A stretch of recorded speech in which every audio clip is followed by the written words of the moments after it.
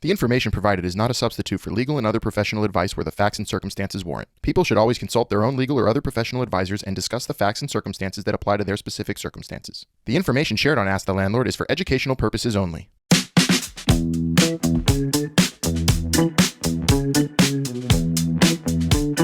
Hey everyone out there, we're back with another episode of Ask the Landlord with our favorite landlord, Albert Dweck. I'm Melissa. I'm one of Albert's producers and a former New York City, Pittsburgh, Lafayette, and Washington, D.C. renter. And together, we're going to be asking this landlord some questions. Today, Albert, my question revolves around summertime approaching. I want to know, and I'm sure the people want to know, are landlords responsible for providing air conditioning in their units? Well, that's a great question. I'm going to say it depends, but I'm going to also give you some more details about New York City in particular. Yes. And probably other cities in general. So, in general, first of all, it's up to your lease. Whatever your lease says is how it goes, usually, right? And ultimately, the lease is usually going to reflect how the building systems are set up. So, for example, in a lot of old buildings, there's a central heating system like a boiler, right? And that provides the heat, right? So generally a landlord, for the most part, in my experience, the landlord has to provide heat and hot water, and that's that. Now, if a tenant wants air conditioning, they have to put in their own air conditioning units. This is all of New York you're talking about, New York City? Typically around the country. Okay. Now, it depends on the building system and it depends on the lease, usually, what the lease says, right? In older buildings, usually there's a central heating system where it's a boiler, right? Or a hot water heater. So the landlord has to pay for heat and hot water. In the summer months, typically, if people want air conditioning, then they would put in their own air conditioning units. Okay? Mm-hmm. I'm going to come back to the air conditioning unit question in a minute. Although there are buildings now that are newer, obviously, that when there's again, it goes to how the heating system is set up in the building. For example, I have a building that has central HVAC, means heating, vacuuming, air conditioning. That's HVAC. Is that what HVAC stands for? Yeah. Yeah. Okay. Well, you know what? Now I'm going to Google it because HVAC. It's. I don't know what it stands for. HVAC. Whose internet is faster? What does heating, HVAC? Ventilation, and air conditioning systems. Heating, ventilation, air conditioning. Okay. So All these days, heating, ventilation, and air conditioning systems include usually heat and sometimes heat and cooling together. Okay. Mm-hmm. And it's going to say in your lease if that's included with your rent or not. Okay. So, for example, in my apartment, it's not included with the rent. There is HVAC, but I have the system is on my electric bill, for example. So, that's, you have to look at that and say, when you're a renter, you're like, okay, good, I got you. So what's the heat in this? When you're renting, a good question, first question, when you're signing a lease, I know you don't think about it, but how does the heat work is a question. Like, I didn't see you ever, it's a simple question. You're like, oh, I know there's heat, but how does it work? Oh, there's a boiler.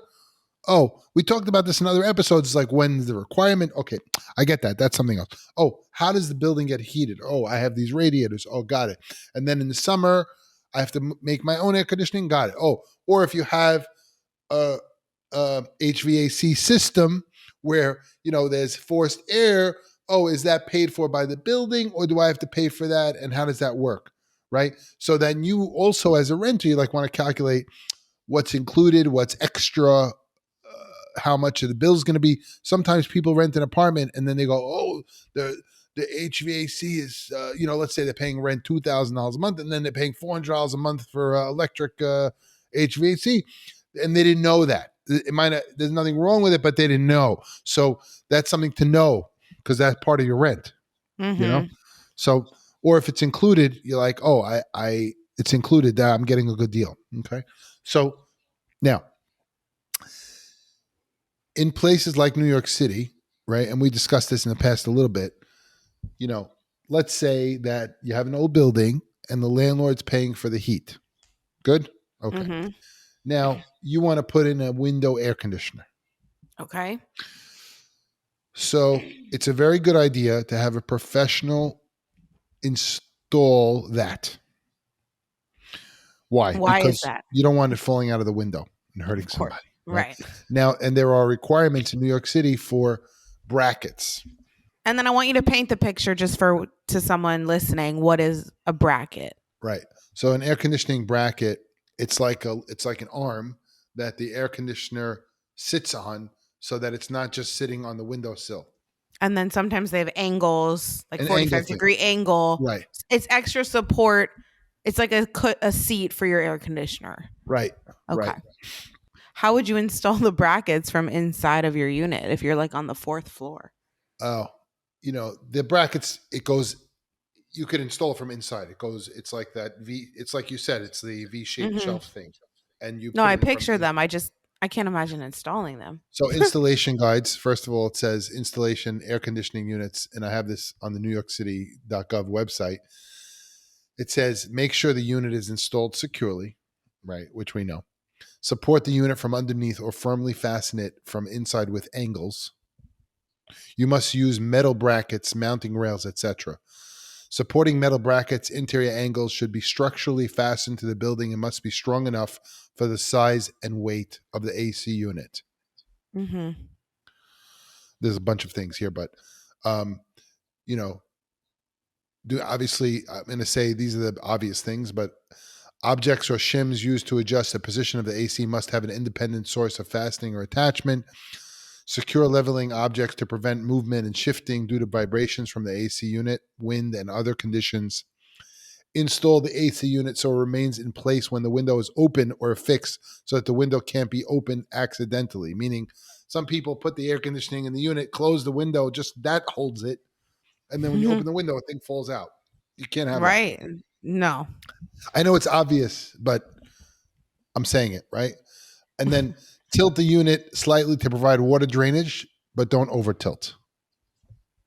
Right. Do you understand what I'm saying there? Yeah, they definitely drip a lot, and you're just hoping it's an air conditioning unit that dripped on you. I've rented a unit to somebody that tilted the air conditioner in the wrong way, and the water went into the building behind the wall and damaged the whole wall. We had to like replace the wall. I'm just letting you know. So that's something like if you're a landlord, it could be installed properly, but as a renter, if it's not draining properly, it's a problem. It's going to be a problem. Do not use loose objects such as wood blocking, bricks, telephone books, gypsum board, or cans to support the leveling of the AC unit. Do not place anything, TV, antenna, satellite dishes, plants, etc., on top of the AC unit. And do not block fire escape windows or other exits with the AC unit. Right? See, that's an issue. That's an issue to me because sometimes you have no choice in New York, right? On these older buildings. It's important, right? This is what we appreciate as landlords when, first of all, the tenants want ACs and sometimes they have their own, right? So they would come to us and say, okay, can you install my AC? And they pay like $25 or something per AC unit to have it properly installed so that, it's not dangerous or it's installed the right way. So we have our people that do that. We prefer to do that. And we prefer those questions like when someone says, hey, is it okay if I do this? And we say, yeah, as long as you, do it the right way. And then anyway, New York City, as an example, we'll get a violation if an inspector sees that the air conditioner is not supported properly because, they don't want to, they'd rather be safe than sorry. Right. Okay, so I know I went deep into this certain thing there, but so basically the basic takeaways here are you should, when you're renting a unit, you should check out where you're getting your heat from and if that's included, what's included. Okay. And see the cost to you of whatever your utilities are going to be and what's included in that. And what's that estimate of sort of what that's going to cost you in certain months. And you could ask other tenants, you could ask the landlord, you could ask the landlord that question. And then in older buildings, usually my experience is that there's like a central heating system and it's usually included in the rent. And then very often, though, when there's an HVAC, a heating, ventilation, air conditioning system in the building, like a central system that the tenants themselves have to pay, but that does include air conditioning and heating. And usually there's an individual bill for that. And then we said, so you need to look out for that and see what's included. And then we said also, if you're going to install, when you do install an air conditioner, it needs to be safe. It needs to follow rules of being supported properly, not blocking fire escapes. And it's a good idea to, consult your landlord and ask for help in that case so that it's properly installed and not a hazard. Mm-hmm. So landlords are not responsible for providing air in, let's say, common areas like hallways or lobbies. Not usually. Okay. Do you think that'll change? Do you see that changing? Or I think as buildings get more efficient and they're newer, those things will start, but in my experience, not really needed most of the time because they're so small. They're small and you're not congregating in there. You're just going to your unit. Right? Yeah. And if there's a common area of the building, like a lounge, workout room, where people congregate in the building, then the landlord would pay for that. Right. And it would be usually some kind of, HVAC or something like that there. Yeah. All right, Albert. Thank you. I think a main point that you said is read your lease. Really read your lease with everything. Before you sign it. Of course. And just ask questions like, how does this work? How does this work? How does it work? How does it work? What's my responsibility? That's whenever I'm signing a lease or I'm talking to someone about them seeing about like signing a lease, I go, yeah, there's a lot of legal stuff in there. But the most important thing for you is obviously what the rent is, what's included, what's not included, what you have to do, and what the landlord has to do. You got to know those things, basically. So you're asking that question. It's like, what do I do in the summer? You could tell the landlord right away. Say, listen, I have an air conditioner, or can I buy one from you? Or do you have ones that I can install? Or can I pay for that? When can I do that? Those questions. Right. Don't do something if you're not a professional at it. Probably good. Right.